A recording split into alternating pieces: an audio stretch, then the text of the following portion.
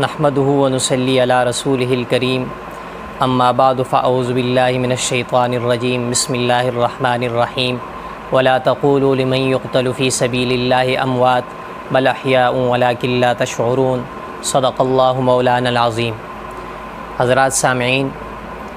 آج کی اس نشست میں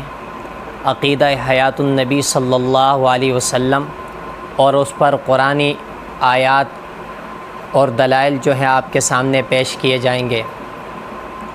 عقیدہ حیات النبی صلی اللہ علیہ وسلم سے ہماری مراد کیا ہے کہ حضور نبی کریم صلی اللہ علیہ وسلم اور آپ صلی اللہ علیہ وسلم کے علاوہ باقی تمام انبیاء کرام علیہم الصلاۃ والسلام اپنی قبور میں زندہ ہیں، اور یہ حیات جس کو حیات برزخی بھی کہا جاتا ہے، یہ آپ صلی اللہ علیہ وسلم اور تمام انبیاء کرام علیہم الصلاۃ والسلام کو حاصل ہے، اور یہ حیات موت کے بعد ہے۔ موت کا وقوع ہوا، موت کے بعد برزخ میں آپ صلی اللہ علیہ وسلم اور دیگر انبیاء کرام علیہم الصلاۃ والسلام کو حیات حاصل ہے۔ نمبر 2، آپ صلی اللہ علیہ وسلم اور دیگر تمام انبیاء کرام علیہم الصلاۃ والسلام کے ابدان مبارکہ اپنی قبور میں محفوظ ہیں۔ نمبر 3، حضور نبی کریم صلی اللہ علیہ وسلم اور دیگر انبیاء کرام علیہم الصلاۃ والسلام کو اسی جس قبر میں جسد اطہر ہو، انبیاء کے اجسام ہوں، انہی قبور میں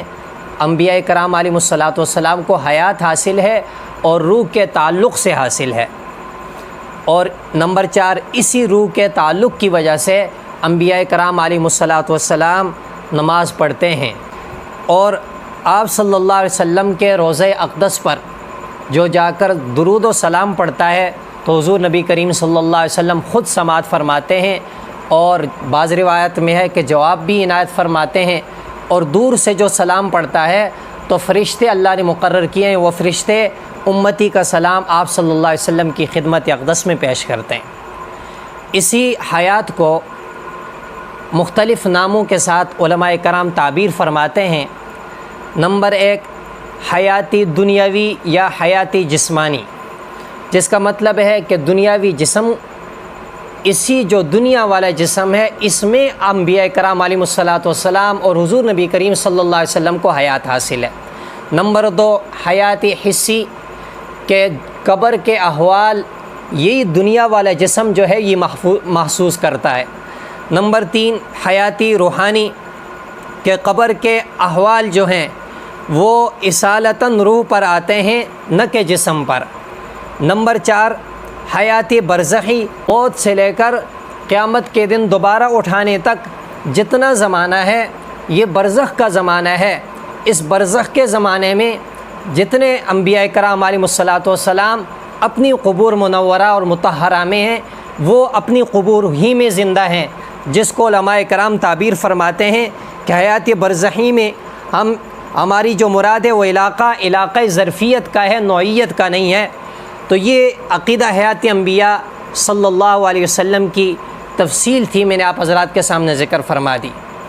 تو اس کا خلاصہ یہ ہے کہ انبیاء کرام علیہم الصلاۃ والسلام اپنی قبور میں زندہ ہیں، اور زندگی جو ہے اسی دنیا والے جسم کو حاصل ہے اور روح کے تعلق کے ساتھ حاصل ہے، اور اسی روح کے تعلق کے ساتھ اسی جسم کے ساتھ انبیاء اپنی قبروں نماز پڑھتے ہیں، اور اسی طرح انبیاء کرام علیہم الصلاۃ والسلام کی اجسام محفوظ ہیں، اللہ نے انہیں محفوظ فرما دیا ہے، قبر ان کو مٹی ان کو کھا نہیں سکتی۔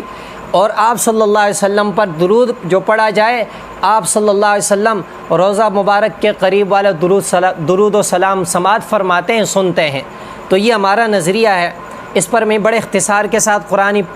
آیات جو ہے وہ بطور دلیل پیش کرتا ہوں، اور ساتھ یہ بھی آپ کے سامنے ذکر کروں گا کہ کن کن حضرات نے اس آیت سے عقیدہ حیات انبیاء پر استدلال فرمایا ہے۔ دلیل نمبر 1، سورہ بقرہ کی آیت نمبر 154، اللہ نے ارشاد فرمایا وَلَا تَقُولُوا لِمَن يُقْتَلُ فِي سَبِيلِ اللَّهِ أَمْوَاتٌ بَلْ أَحْيَاءٌ وَلَكِن لَا تَشْعُرُونَ، کہ جو لوگ اللہ کے راستے میں قتل کر دیے جائیں انہیں مردہ نہ کہو بلکہ وہ زندہ ہیں، وَلَكِن لَا تَشْعُرُونَ، لیکن تم اس کا احساس نہیں کرتے۔ اس آیت سے نمبر 1 حافظ ابن حجر عسقلانی رحمہ اللہ نے استدلال فرمایا ہے فتح الباری جلد نمبر 6 صفحہ نمبر 595 پر، اور استدلال فرماتے ہوئے وہاں فرماتے ہیں قرآنی نص سے شہداء کی حیات ثابت ہے، قرآنی نص میں اللہ نے شہید کو زندہ فرمایا ہے، اور انبیاء شہداء سے افضل ہیں، تو انبیاء بطریق اولا جو ہیں وہ زندہ ہیں، ان کو حیات حاصل ہے۔ اسی طرح اسی آیت سے قاضی ثناء اللہ پانی پتی رحمہ اللہ نے استدلال فرمایا ہے، عقیدہ حیات النبی صلی اللہ علیہ وسلم کا استدلال فرمایا ہے تفسیر مظہری جلد نمبر 1 صفحہ 152 پر، اور وہاں فرمایا کہ اسی آیت کی وجہ سے شہداء کو اگر حیات حاصل ہے تو شہداء سے بدرجہ اتم اور قوی حیات انبیاء کرام علیہم الصلاۃ والسلام کو بھی حاصل ہے۔ حکیم الامت حضرت مولانا اشرف علی تھانوی رحمہ اللہ نے بھی بیان القرآن میں اس سے استدلال فرمایا ہے، عقیدہ حیات النبی صلی اللہ علیہ وسلم پر قرآن مقدس سے دوسری دلیل سورہ آل عمران کی آیت نمبر 169 ہے، اس میں اللہ نے ارشاد فرمایا وَلَا تَحْسَبَنَّ الَّذِينَ قُتِلُوا فِي سَبِيلِ اللَّهِ أَمْوَاتًا بَلْ أَحْيَاءٌ عِندَ رَبِّهِمْ يُرْزَقُونَ۔ اس آیت کی تفسیر میں علامہ سخاوی رحمہ اللہ القول البدیع میں استدلال کرتے ہوئے عقیدہ حیات النبی صلی اللہ علیہ وسلم ثابت فرماتے ہیں۔ اسی طرح حضرت مولانا احمد سعید دہلوی رحمہ اللہ تفسیر کشف الرحمن میں اس آیت کو بیان کرتے ہوئے اس کے بعد انبیاء کرام علیہم الصلاۃ والسلام کی حیات کو ثابت فرماتے ہیں۔ حیات انبیاء پر قرآن سے تیسری دلیل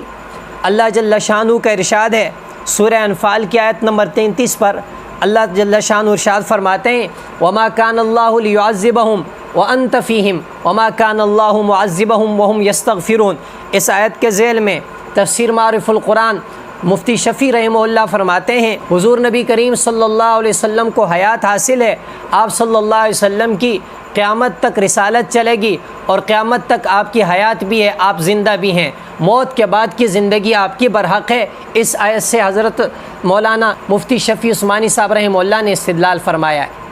چوتھی دلیل قرآن مقدس سے سورہ حجرات آیت نمبر 2 اور آیت نمبر 3 ہے۔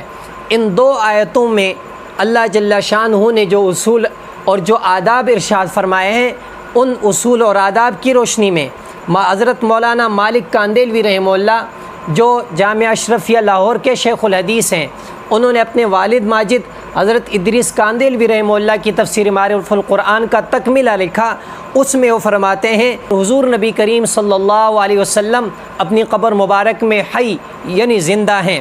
تو ان 4 آیات سے علماء امت نے استدلال فرمایا ہے، اور استدلال فرماتے ہوئے یہ اصول اور یہ نظریہ امت کو دیا ہے کہ انبیاء کرام علیہم الصلاۃ والسلام قرآنی ان آیات کی روشنی میں زندہ ہیں۔